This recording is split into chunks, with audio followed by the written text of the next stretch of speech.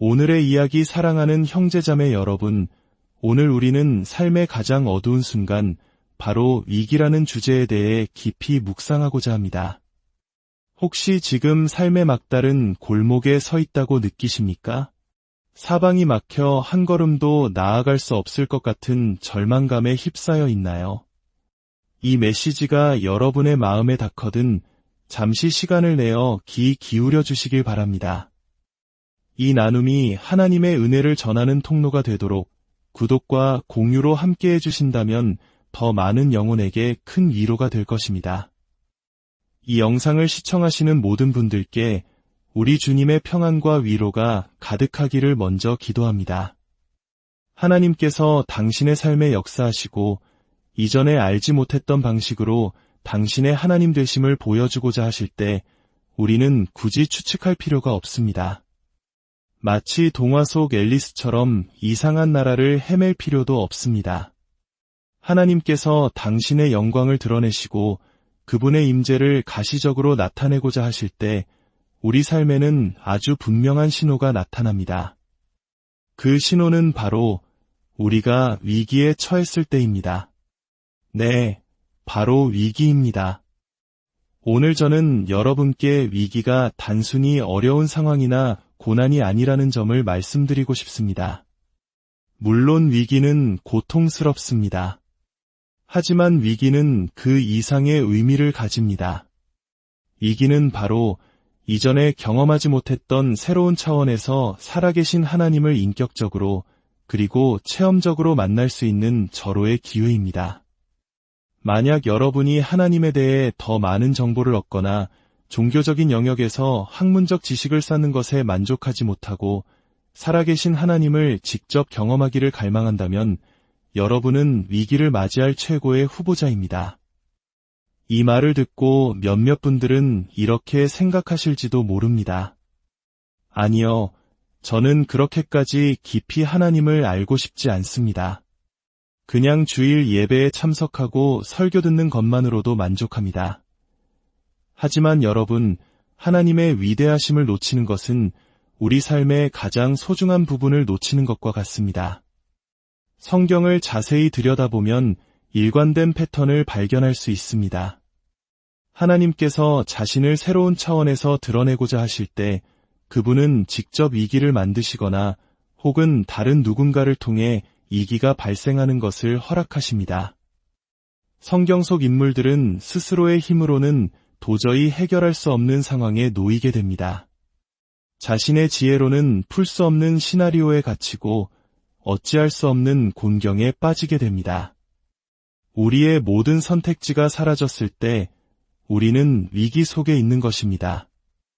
효과가 있을 것이라 믿었던 모든 방법이 실패했을 때, 가진 돈을 전부 써버렸지만 문제를 해결하지 못했을 때, 모든 친구에게 연락해봤지만 아무런 도움도 받지 못했을 때, 그 문제에 대해 아는 모든 지식을 동원했지만 소용없을 때 우리는 비로소 위기 앞에 섭니다. 우리는 이것을 사면초가 혹은 진퇴양난이라고 부릅니다. 지금 이 자리에 그런 곤경에 처한 분이 계십니까?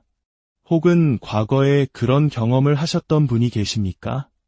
저는 오늘 여러분이 겪고 있는 그 위기를 신학화하기를 바랍니다. 그냥 겪어내는 것이 아니라 믿음의 안경, 고화질의 렌즈를 끼고 여러분의 위기를 새로운 시선으로 바라보기를 원합니다. 위기는 다양한 형태로 찾아옵니다. 재정적 위기, 관계의 위기, 환경적 위기, 건강의 위기. 그 모든 위기의 공통점은 단 하나, 내 힘으로는 해결할 수 없다는 것입니다. 그것은 나보다 훨씬 더 큰 문제입니다. 하지만 단지 만약에 하나님께서 당신이 이전에 한 번도 보지 못했던 당신의 모습을 보여주기 위해 바로 그 위기 속에 당신을 두셨다면 어떨까요? 사도 바울은 고린도후서 1장에서 이렇게 고백합니다. 우리가 힘에 겹도록 심한 고난을 당하여 살 소망까지 끊어졌다고 말입니다. 그는 죽음의 문턱까지 갔습니다. 그리고 이어서 말합니다. 이는 우리로 자기를 의지하지 말고 오직 죽은 자를 다시 살리시는 하나님만 의지하게 하심이라. 보십시오. 죽을 것 같은 상황에 처하지 않으면 우리는 부활의 능력이 무엇인지 알 수 없습니다. 왜냐하면 부활이 필요하지 않기 때문입니다. 건강할 때는 그분을 치료자라고 말하기 쉽습니다. 하지만 병들어 고통받을 때 고백하는 치료자라는 이름의 무게는 전혀 다릅니다. 가야 할 길이 명확할 때는 그분을 길을 만드시는 분이라고 말할 수 있습니다. 하지만 길을 잃고 헤맬 때 외치는 그 이름은 우리의 영혼을 울립니다. 냉장고와 은행잔고가 두둑할 때 그분을 공급자라고 말하는 것과 당장 다음 끼니를 걱정해야 할 때 그분을 공급자라고 믿는 것은 완전히 다른 차원의 신앙입니다. 하나님은 우리가 이전에 결코 보지 못했던 당신의 새로운 모습을 드러내시기 위해 우리 삶의 위기를 허락하십니다. 구약 성경에서 이 진리를 가장 극적으로 보여주는 이야기가 있습니다. 바로 이스라엘 백성의 홍해 도화 사건입니다. 이 이야기는 구약 전체를 관통하며 수없이 반복됩니다. 왜냐하면 이것은 이스라엘 민족이 겪었던 최고의 위기였으며 그들이 결코 잊을 수 없는 하나님의 능력을 체험한 순간이었기 때문입니다. 하나님께서 우리를 더 깊은 차원의 경험으로 이끌기 원하실 때 그분은 종종 위기라는 도구를 사용하십니다. 당시 이스라엘 백성은 이집트에서 번성하고 있었습니다. 하나님은 이제 그들을 약속의 땅으로 옮기실 준비가 되었습니다. 하지만 그들은 이집트에서의 삶에 너무나 안주하고 있었습니다. 문제는 그들이 하나님 없이도 편안하게 살 수 있었다는 점입니다. 주변을 둘러보면 하나님 없이도 잘 사는 사람들, 좋은 직장과 두둑한 은행 계좌를 가지고 아무 걱정 없이 사는 사람들이 많습니다. 이스라엘 백성도 마찬가지였습니다. 하나님께서 머물기를 원치 않는 곳에서 그들은 안락함을 누리고 있었습니다. 마치 다 큰 자녀가 독립할 때가 되었는데도 부모님 집에 머무는 것과 같습니다. 왜 떠나려 하겠습니까? 음식도, 난방도, 잠자리도 모두 공짜인데 말입니다. 편안함은 때로 우리를 영적인 자리에 머물게 하는 가장 큰 장애물이 됩니다. 하나님은 당신의 백성이 그 안락한 이집트를 떠나 약속의 땅, 즉 하나님을 더 인격적이고 깊이 경험할 수 있는 곳으로 가기를 원하셨습니다. 그래서 출애굽기 2장을 보면 하나님은 그들의 삶에 불편함을 허락하십니다. 고난과 고통을 허락하십니다. 이 모든 것은 그들을 새로운 곳으로 옮기시려는 하나님의 더 큰 계획의 일부였습니다. 요셉을 알지 못하는 새로운 왕이 일어나 이스라엘 백성을 압제하기 시작했습니다. 그들이 고된 노동으로 고통받을수록 그들은 더욱 번성했습니다. 그리고 마침내 그들의 고통이 극에 달했을 때 성경은 이렇게 기록합니다. 그들이 그들의 고된 일 때문에 탄식하며 부르짖으니 그 부르짖는 소리가 하나님께 상달된지라. 상황이 악화되자 그들은 비로소 하나님께 부르짖기 시작했습니다. 평안할 때는 형식적인 기도를 드렸을지 모릅니다. 하지만 모든 것이 무너져 내리는 절망 속에서 그들의 기도는 달라졌습니다. 영혼 깊은 곳에서 터져나오는 절규가 되었습니다. 그리고 그 절규는 하늘에 닿았습니다. 많은 현대신학은 하나님이 선하시다는 증거를 물질적인 축복에서 찾으라고 가르칩니다. 물론 그것도 하나님이 선하시다는 증거 중 하나입니다. 하지만 하나님은 위기를 통해 당신의 선하심을 드러내기도 하십니다. 왜냐하면 그 위기의 목적은 우리가 이전에 결코 알지 못했던 하나님에 대한 새로운 사실을 발견하고 완전히 다른 차원에서 그분을 경험하게 하는 것이기 때문입니다. 그러므로 해고를 당하는 것이 승진을 하는 것만큼이나 큰 축복이 될 수 있습니다. 상황의 악화가 호전보다 더 위대한 축복일 수 있습니다. 히브리서 12장은 하나님께서 무언가를 흔드시고 소란하게 하실 때 그것은 그분께서 새로운 일을 행하고 계시기 때문이라고 말씀합니다. 그러니 당신의 위기를 단지 부정적인 사건으로만 보지 마십시오. 물론 그것이 고통스럽다는 사실을 부정하라는 말은 아닙니다. 다만 하나님께서 우리에게 당신 자신을 완전히 새로운 차원에서 보여주시기 위해 이 길을 사용하신다는 사실을 이해하기를 바랍니다. 이스라엘 백성이 부르짖자 하나님께서 그들의 신음소리를 들으시고 아브라함과 이삭과 야곱에게 하신 언약을 기억하셨습니다. 그리고 성경은 하나님이 이스라엘 자손을 돌보셨고 그들을 기억하셨더라고 기록합니다. 하나님께서 특별한 관심을 기울이셨다는 뜻입니다. 위기 속에 있을 때 우리가 가장 원하는 것이 바로 이것 아닙니까? 막연한 하나님이 아니라 나의 구체적인 혼돈 속에 개입하시는 구체적인 하나님 말입니다. 그들의 부르짖음에 대한 하나님의 응답은 그들이 전혀 예상치 못한 곳에서 시작되었습니다. 바로 미디안 광야에서 장인의 양떼를 치던 모세에게서 말입니다. 꺼지지 않는 떨기나무, 그 모순적인 현상 속에서 하나님은 모세에게 나타나셨습니다. 그리고 말씀하셨습니다. 이제 가서 파라오에게 내 백성을 보내라고 말하라. 보십시오. 하나님은 종종 우리의 문제와 전혀 상관없어 보이는 곳에서 우리의 해결책을 준비하고 계십니다. 그리고 우리의 필요와 하나님의 해결책 사이에 거룩한 교차점을 만드십니다. 모세가 파라오에게 갔지만 파라오는 거절했습니다. 9번의 재앙에도 그의 마음은 완고했습니다. 10번째 재앙, 모든 장자의 죽음 앞에서 파라오는 마침내 무너졌습니다. 그는 이스라엘 백성을 내보낼 뿐만 아니라 그들의 여정에 필요한 금은 보화까지 쥐어주었습니다. 하나님께서는 이전의 위기에서 그들을 구원하셨을 뿐만 아니라 다음 여정을 위한 자원까지 공급해 주셨습니다. 그런데 출애굽기 13장은 놀라운 사실을 기록합니다. 하나님은 그들을 가까운 길, 블레셋 사람의 땅 길로 인도하지 않으셨습니다.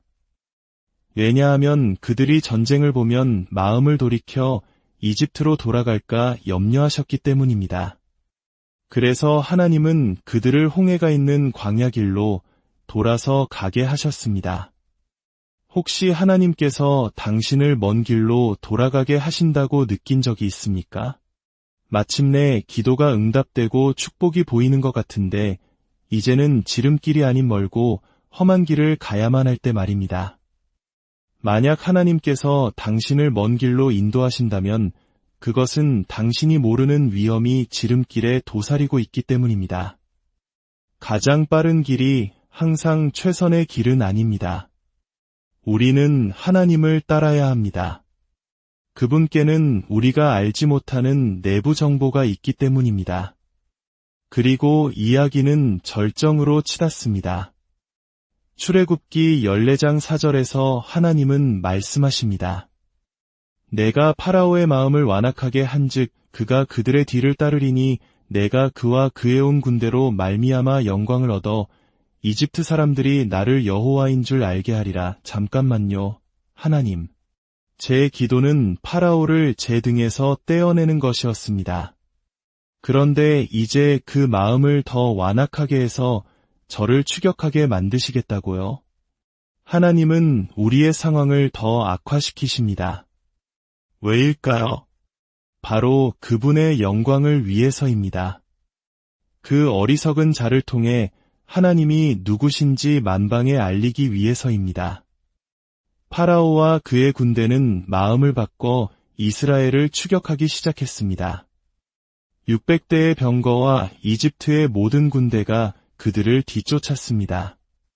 마침내 이스라엘 백성은 뒤에서는 먼지를 일으키며 달려오는 이집트 군대를, 앞에서는 넘실거리는 홍해를 보게 되었습니다. 진정한 위기였습니다. 그들은 심히 두려워하며 하나님께 다시 부르짖었습니다. 그리고 모세에게 원망을 쏟아냈습니다. 이집트에 매장지가 없어서 우리를 이 광야에서 죽게 하느냐. 차라리 이집트 사람을 섬기는 것이 나았겠다. 바로 그때 모세가 백성 앞에 서서 외칩니다. 너희는 두려워하지 말고 가만히 서서 여호와께서 오늘 너희를 위하여 행하시는 구원을 보라. 너희가 오늘 본 이집트 사람을 영원히 다시 보지 아니하리라. 여호와께서 너희를 위하여 싸우시리니 너희는 가만히 있을지니라. 여기서 가만히 있으라는 것은 아무 말도 하지 말라는 뜻이 아닙니다. 방금 전처럼 불평하고 원망하는 그 불신앙의 말을 멈추라는 뜻입니다. 하나님을 탓하기보다 하나님을 바라볼 때 비로소 우리는 실망하지 않을 것입니다. 그때 하나님께서 모세에게 말씀하십니다. 너는 어찌하여 내게 부르짖느냐. 이스라엘 자손에게 명령하여 앞으로 나아가게 하라. 모세는 겉으로는 백성들에게 담대하게 선포했지만 그의 마음속 깊은 곳에서는 그 역시 두려움에 떨며 하나님께 절규하고 있었던 것입니다. 어디로 나아가란 말입니까? 앞에는 홍해가 있습니다. 내 지팡이를 들고 손을 받아 위로 내밀어 그것이 갈라지게 하라. 이스라엘 자손이 바다 가운데서 마른 땅으로 행하리라. 모두가 믿음을 행동으로 보여야 했습니다. 모세는 지팡이를 내밀어야 했고 백성들은 갈 곳이 보이지 않음에도 불구하고 앞으로 행진해야 했습니다. 그들이 할 수 있는 믿음의 행동을 했을 때 나머지는 하나님께서 하셨습니다. 기둥 구름이 이스라엘 진영을 보호하고 모세가 손을 내밀자 강한 동풍이 불어와 바닷물을 가르고 땅을 마르게 했습니다. 여러분, 기적은 단지 바다가 갈라진 것만이 아니었습니다. 그 바다 밑바닥이 마른 땅이 되었다는 것, 이것이 또 다른 놀라운 기적이었습니다. 수백만 명의 사람들과 가축, 그리고 수레가 질퍽한 진흙탕이 아닌 단단한 땅을 밟고 건널 수 있도록 하나님은 완벽한 길을 예비하셨습니다. 이스라엘 백성이 마른 땅을 건너자 뒤따라오던 이집트 군대는 바다 한가운데서 다시 합쳐진 물에 모두 수장되었습니다. 그리고 성경은 이렇게 결론을 맺습니다. 이스라엘이 여호와께서 이집트 사람들에게 행하신 그 큰 능력을 보았으므로 백성이 여호와를 경외하며 여호와와 그의 종 모세를 믿었더라. 그들은 하나님의 능력을 보았습니다. 어떤 능력입니까? 사면초가의 위기 속에서 건져내시는 구원의 능력이었습니다. 사랑하는 여러분, 매주 예배에 와서 하나님께 능력이 있다는 설교를 듣는 것만으로는 부족합니다. 위기 속에서, 당신의 삶 속에서 당신의 눈으로 직접 그 능력을 목격할 때 비로소 당신은 하나님을 당신의 하나님으로 알게 됩니다. 하나님은 때로 당신이 마지막 남은 돈 한 푼까지 쓰게 하실 수도 있습니다. 집을 잃을 것 같은 상황에 처하게 하실 수도 있습니다. 직장에서 해고당하게 하실 수도, 건강이 나빠지게 하실 수도 있습니다. 그러나 불평과 원망으로 마음을 완악하게 하는 대신 이렇게 고백해야 합니다. 하나님, 지금 당신은 제가 이전에 한 번도 목격하지 못했던 당신의 새로운 모습을 보여주실 기회를 만드셨습니다. 저는 주님께서 이 모든 상황을 이기시고 뒤엎으시고 구원하시고 바꾸시고 비틀어 제 삶의 이집트 군대를 압도하실 것을 믿고 바라봅니다. 우리 민족의 역사에도 홍해와 같은 순간들이 있었습니다. 모든 것이 무너져 내렸던 전쟁의 폐허 속에서 온 나라가 절망에 빠졌던 IMF 외환위기 속에서 우리는 마치 길 없는 바다 앞에 선 것 같았습니다. 하지만 하나님을 향한 믿음과 소망을 붙들었을 때 우리는 불가능해 보였던 길을 건너왔습니다. 지금 당신 앞에 놓인 홍해는 무엇입니까? 그것이 무엇이든 두려워하지 마십시오. 불평을 멈추고 믿음으로 전진하십시오. 당신이 할 수 있는 작은 믿음의 발걸음을 내디딜 때 홍해를 가르셨던 전능하신 하나님께서 당신을 위해 마른 땅의 길을 여실 것입니다. 그리고 당신은 이전에는 결코 알지 못했던 살아계신 하나님의 위대한 능력을 친히 목격하게 될 것입니다. 홍해를 가르신 주님께서 당신의 삶의 길을 여시기를, 막힌 담을 허무시기를, 그리고 당신의 눈으로 직접 주님의 위대한 구원을 목격하는 은혜가 있기를 우리 주 예수 그리스도의 이름으로 간절히 축복하고 기도합니다.